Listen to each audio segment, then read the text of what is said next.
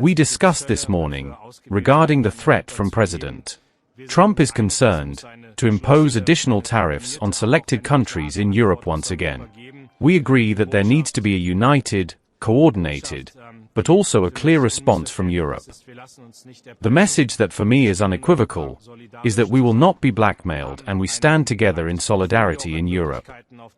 We have a wide range of options to respond to President Trump's threat, always assuming he actually imposes these tariffs. We have the customs deal here in the European Parliament, which needs to be ratified and approved. That's currently on hold.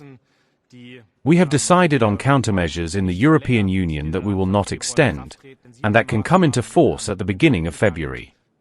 And I want to state clearly here, these measures must now be examined and prepared in case President Trump maintains these tariffs. We want to remain in dialogue with the USA. That is the clear message I am taking to Davos this week, with which we as the German government are operating. We do not want escalation. We are not seeking escalation, but we are prepared for the moment it comes. I want to tell you once again my firm belief. I am in favor of free trade between the USA and Europe. I am in favor of not having these tariffs at all. I advocate for that.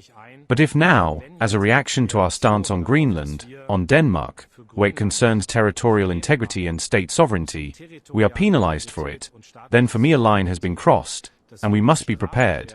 And you will understand that I am not going to say today that it will be this or that, but it must be clear that Europe must prepare for that. We are living one of those moments where Europe has to be strong, Europe has to step up. As I think we both agree, we're living through uncharted territories. We've never seen this before. An ally, a friend of 250 years, is considering using tariffs.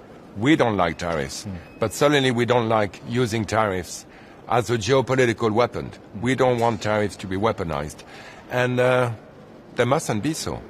So we had a great discussion this morning. Obviously, we're going to find ways of discussing it with our colleagues today and tomorrow. The threats we are facing since for a little over 48 hours now are unacceptable. Lars spoke of blackmail, I speak of threats. We must obviously do everything to ensure that these threats do not become reality. And the best way to do so is, of course, to show that Europe is ready to react. Ready to react in a united manner, in a collected and strong manner. We have instruments at our disposal, as you know, such as trade agreements, tariffs, and why not coercion instruments, anti-coercion ones. In any case, the threats that have been made are clearly acts of coercion.